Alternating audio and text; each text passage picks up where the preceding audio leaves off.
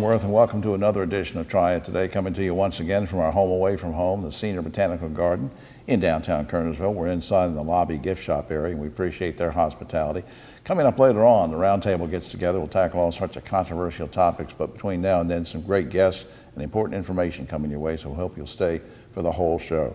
But where I want to start is with a serious problem about the opioid crisis, and specifically a drug take-back program that's initiated by our good friends at Inmar Intelligence. And we have, speaking of good friends, next to us a return visitor to the show, Holly Pavica. How you doing? I'm doing great. Good to see you. Senior Vice President of Corporate Marketing for Inmar Intelligence. You guys at Inmar recently held a special event in conjunction with National Prescription Drug Take-Back Day. We'll get to the specifics in a second, but in general, what's the drug take-back campaign all about? Well, the Drug Take Back campaign is about getting the unused prescription drugs out of people's homes. It's very important to get them away from friends, family, and children. And on top of it, we want to make sure that they're safely disposed of, because if you, for example, flush them down the toilet, they can impact our wildlife, and they can also impact our drinking water. Absolutely, absolutely. And even read the other day, some of the drugs that are given to dogs are also taken by humans, and sometimes you can have your doggy drugs around there too. All right, let's talk about specifics. Give me an example maybe of the kind of folks that partnered with you, the agencies or law enforcement, whoever, who was involved in the drug take-back event that you guys did. Well, we were really excited because we got the DEA, the State Bureau of Investigation, and the local Winston-Salem Police joined us for this drive-through drop-off. And we got 177 pounds of unused medications out of homes. That was one day event, One day, right? and not even a full day, it was a few hours. They drove grief. through and dropped off other medicines. Our good friend David Mounts, chairman, of course, of Inmar Intelligence, has been on before talking about this problem. I know that you and I are not doctors, but in general, what have you been hearing when you and David talk, when you've talked with DEA folks about how serious a problem that the opioid crisis is and how necessary it is to do these kind of events? It's very, very serious. In fact, we think that every day should be Drug Take Back Day. About 9.9 million Americans have been exposed to unused prescriptions they can get through just their family and their friends that are laying around. And it's been exacerbated by the pandemic, because we're all isolated. Right. And there was a recent report that 30 states have reported increases of Yeah, around this I situation. think throughout our conversation, we've probably seen some footage that was taken in the event, which is great because, as Holly was pointing out, it was a great combined effort with that. I'm just wondering, since that event was so successful, are you planning another one? Is Inmar Intelligence planning another event? Yes, so there are two national drug take-back days, one just recently in October, there's another one in April, so we will be doing another one then. And also, we have 3,500 of our take-back bins in police stations, in pharmacies, in different areas. In about 3,500? 3,500 in 46 states, and growing. Good Lord. Well, since you mentioned that, that's what I'm glad you reminded me, because up on screen, and I want to read these out to you. There are 4 in particular that are nearby to some of the areas around in Forsyth, sort of centered out from where Inmar Intelligence is headquartered. Southside Discount Pharmacy in Winston-Salem, Stanleyville Family Pharmacy in Winston-Salem, the Louisville Drug Company in Louisville, Walkertown Family Pharmacy also is another location. And I want to put up the website for Inmar Intelligence as well, which has a lot of great information. www.inmar.com. www.inmar.com is the general website for Inmar Intelligence. Holly, I can't tell you how much I thank you and David and everybody for doing these events, and I know that they're important to you, and I appreciate your help with all that, and looking forward to a big event in April, right? Yep, and thank you for helping us spread the word. All right, my pleasure. All right, we'll be right back after this. I've been looking forward to getting these two ladies here, and they've both been on the show before, many years apart, and they're joined together for a big event, which we'll tell you about in just a second. On my immediate right, Laura Palavicini is Executive Director of Riverwood Therapeutic Riding Center. She was here back in 2008, and she finally got up the courage to come back. Welcome to the show. Good to see you. Thank you. Glad to be here. Right behind us, a more recent visitor to the show. Kelly Emerson is a board member of an organization called HERO. I'm going to ask her first to tell us what HERO is. Tell us what it stands for, HERO. It stands for Horse Education Rescue Organization. And what's the mission of the rescue organization? It's our mission to educate the community in horses to prevent Abuse? abuse, neglect, things that we can prevent. And it's not just an educational thing because, and Kelly's very modest about this, but they take in, lots of horses, and you take in the rescue horses, you care for them. We'll talk more about that in just a second. Laura, let's get a plug in for Riverwood. Let's remind people of what your mission is. So Riverwood is an organization that serves children and adults with any type of disability. And we work with these students to perform any kind of equine service. So that might be therapeutic riding, it might be mental health, it might be physical or occupational therapy, or even vocational work. It's just a great mission, and great work that you do out at Riverwood. Now, Kelly, I know that rehabilitating and caring for animals can be very expensive, especially for horses. How are you funded, basically? Basically, we're funded through private donations. We do quite a bit of fundraising, and we're looking for sponsors, Okay. particularly big sponsors to do single horses or the entire organization. Right, they can sponsor. Also, you adopt out We do. horses for people who want to do that. Now, there's a big fundraiser coming up. Tell me about that. What is it? We are collaborating with Riverwood to do a fundraising that includes a silent art auction from our community artists. They've been instructed to take some horseshoes and come up and use their imagination so that we can use it for a silent auction. Make art out of horseshoes, and the horses aren't doing the art, but the people are doing the art. And however, if a horse was doing the art, that would be a whole nother segment we could do on that. But there'll be lots of other things for sale there too, is that right? Yes, we have many, many vendor spots. I think we're up to 30 vendor spots, and I think those are pretty much filled right now. Now, Laura, you've already talked about your mission, and it's very specific in the way it helps people, and you do such a great job with that to help the community. Why, as busy as you are helping some of the kids and other folks, did you want to team up with Kelly for this event? Why is it important? Well, we're super excited to do this, and Kelly's been a good friend for a number of years, and Riverwood has not only the welfare of our students in mind, but also we're very active in the equine welfare community as well. And so part of what we do as an organization is we bring in horses who have had previous lives, and then they come in and become therapy horses, and they stay with us through end of life. So the collaboration that we have with Hero is just a wonderful community collaboration that allows us to spread our mission as well as Hero's mission. It's a great thing. Now, I want to remind up on screen, I want to remind the folks at home about this. The Hero Art Show and Auction is going to be at Riverwood Therapeutic Riding Center on Saturday, December 12th. That's Saturday, December 12th. Now, is that going to be rain or shine? Or? Yes. Okay, so rain or shine. Now, up on screen, I want to put this up first for more information about Riverwood. It's riverwoodtrc.org, riverwoodtrc.org, or you can call 336-922-6426 for more information. Also, if you'd like to learn more about Hero, if you'd like to make a donation, if you'd like to learn more about the event, and I hope you'll make a donation because carrying, buying medicines and feed and everything gets very expensive. HeroEquineRescue.org is the website, HeroRescue.org. Ladies, will Santa Claus be at this event? What's the deal? We're hoping. We're hoping. We're hoping. Yeah. Okay, we'll keep our fingers crossed. And I really appreciate what you're doing, though, and keep it up, will you? Thank you. Thank you. All right, and don't wait 8 years to come back. Okay. All right. We'll be right back after this. On Triad Today, and I'd like to spend the next few minutes talking about something very serious. It's painful for some folks, and it works out better for others, and that's the subject of alimony. To help us through this is an expert in the field. Erica Jackson is an attorney with Dummett Fraden, Attorneys at Law. Welcome to the program. Thank you for having me. Give me a quick definition. So I think everybody thinks they know what alimony is. Give me a 10-second definition. What is alimony? So alimony is an amount of money that one spouse could be ordered to pay the other for their support and maintenance after the parties have separated. Now, what does a court have to determine? What does a court look at in order to determine an award of alimony?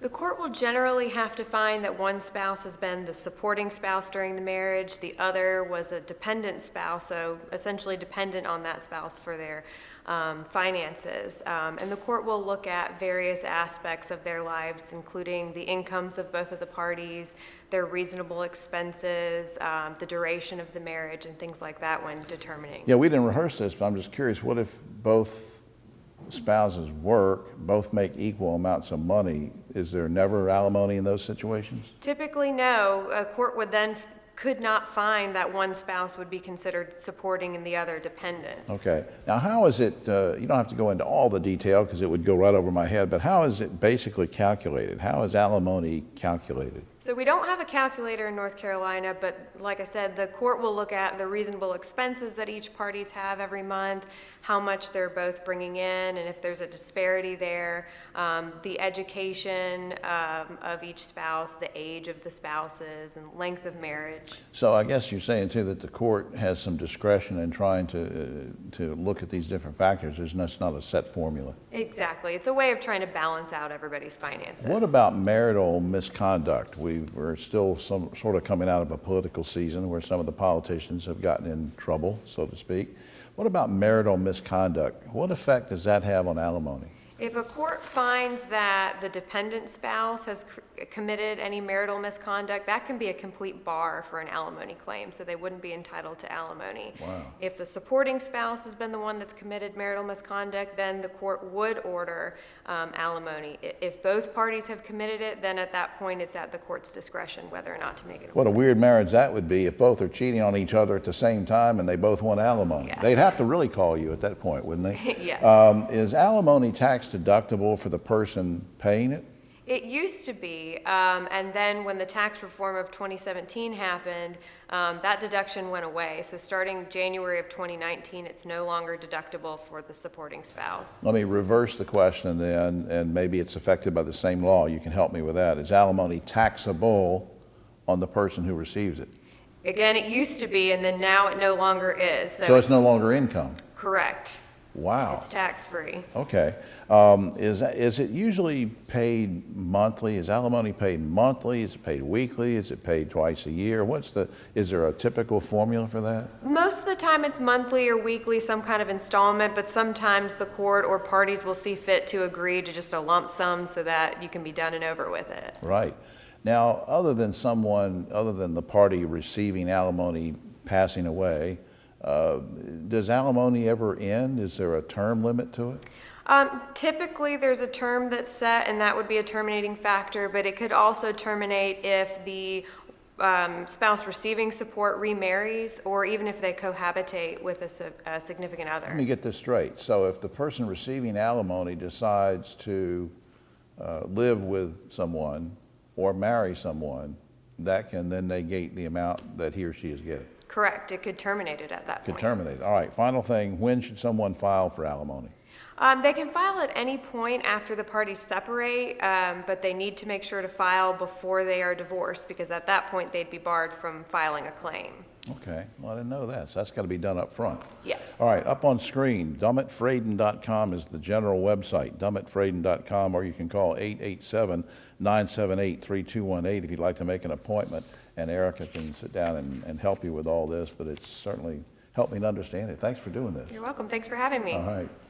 We'll be right back. Back now on Triad Today, time to talk about our favorite theater, the High Point Theater, one of my favorite folks. Next to me, of course, Dave Briggs, director of High Point Theater. Welcome, sir. Thank you, Jim. It's always a pleasure. I want to put a little disclaimer up front here because both Dave and I are very frustrated about things, different orders that the governor is making or not making, interpretations of the orders about where you can go and how many people you can have. But we are taping this on Wednesday, November the 11th. By the time you see this air, the folks at home see this air, there will be a decision made relative to what we're about to say. So let me ask, Sure. What do you know at this point on a Wednesday? Well, on a Wednesday, I'm meeting with the attorneys tomorrow afternoon. We're going to determine whether we are following 3.2 of the executive order or 3.8 of the executive order, which determines how many people can actually be at an entertainment facility versus an indoor gathering. We don't classify a performance as a mass gathering. Because everybody is seated, they're seated socially, and the audience is protected, we think that falls under 3.8, and we are an entertainment facility. It's the High Point Theater and Exhibition Center, and so that was the interpretation that we were using from the previous executive order. He did update the executive order, and that's what we're discussing tomorrow with the attorneys to see. Now, that being said, we were trying to open up the door barely to have live performance once again in the Triad, and it felt like we were doing it the proper way. We had gone through all the proper channels, gotten the approvals through the city that were necessary. So on Sunday at 7:30, we have a joint performance with High Point University and a community orchestra, and they're going to be 7:30 Sunday and 7:30 Monday. No matter what happens, those musicians will be performing. They'll still show up. They'll still show up because they're going to live stream the Sunday performance. So whether if we you can have get an a, if you audience get a in or ruling not. from the lawyers and the governor or whatever in the next couple of days, and people are watching this show, by then they can go to your website, which we'll mention in just a little bit, and find out whether or not they can actually come there and watch those shows or Exactly. watch them streaming on the internet.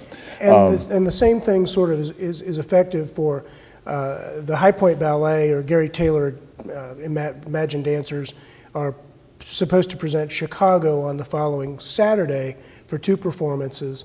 They will be determined whether they're going to stream or have a live audience, and with John Barry on the 29th of November. So the same thing. And if this is extended, then it will impact our production of the High Point Ballet's Nutcracker. And things going forward. Yes. Just a reminder, though, in case we have a situation where people can social distance and come to the theater, just to reassure folks, I mean, you've got things sort of in hand. You've made safety We do. provisions. I feel very confident that if a person takes their own personal responsibility, wears their masks, maintains the distance. Yeah, like I've got when a they mask come in. here. Where's this? We Exactly. wear I have a them before we mask in go. my pocket. Right. And you know, we have touchless ticket scanning, so they don't actually have to come in contact with a human being. We're not selling concessions, so there's no personal contact with that. We have arrows on the floor which designate the entrances and the exits. We're a mask required facility. Sure. The musicians even have masks, and for those folks who, if you've never seen a flute player with a mask on their flute, it's pretty amazing. They've got a little, you know, I don't want to be gross, but a place yeah, to catch when- the spit. That's right. You know, but that's what The it is. spittle catcher. The spittle catcher. Well, now, you know? at some point, whether it's this week, Yeah. next week, 2 months ahead, or whatever, at some point you're going to be faced with the fact that people will want to be in the theater. When that's the case, and let's say I have a season ticket, how am I going to know whether I'm going to be one of the ones that are going to be able to come in?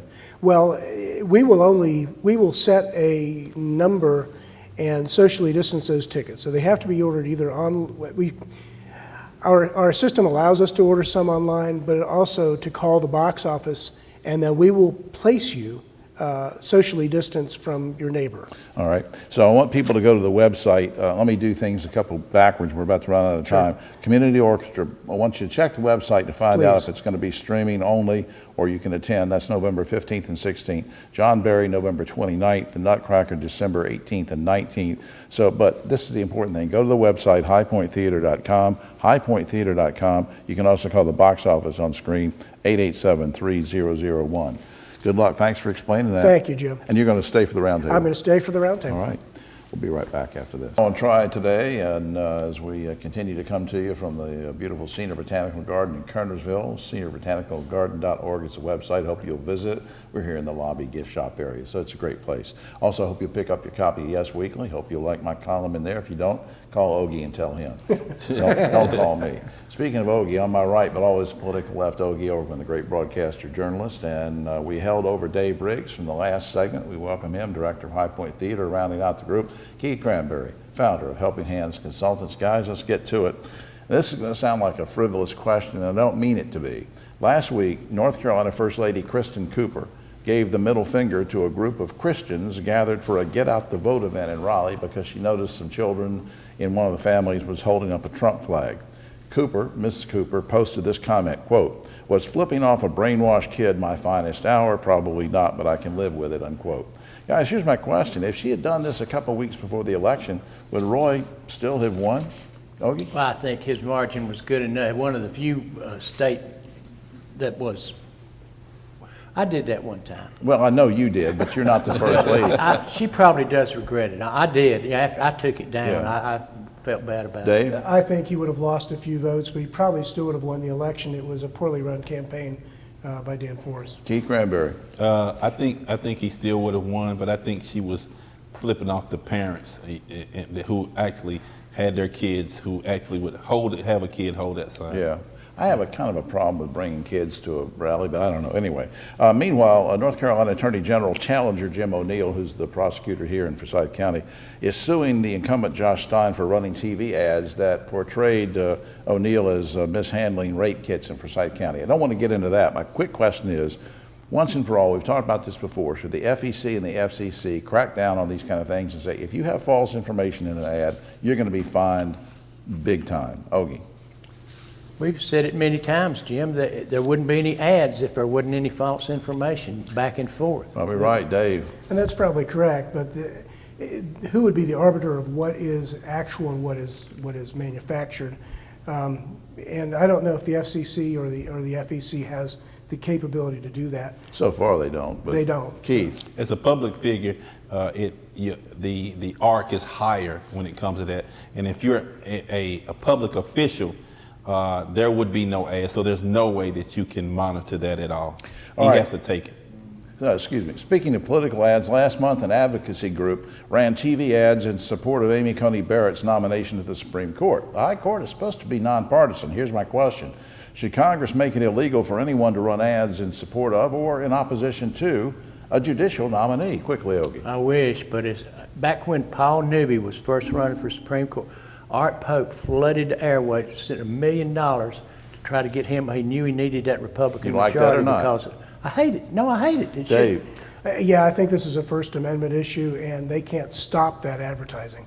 Even for Supreme Court? Even to- for Supreme Keith. Court. I mean, the Supreme Court judge, whether they're supposed to be nonpartisan, they are still political, and people put them in position to argue on issues that they feel like are strong. So there's no way, and you have to let people know who these people are. That's the only way that it gets through sometimes, that you let the public know who is going to be judging them in critical issues. All right, just prior to the election day, Walmart announced it was removing guns and ammo from the shelves as a precaution against violent civil protests. We've seen all these nuts walking around with assault rifles and protesting.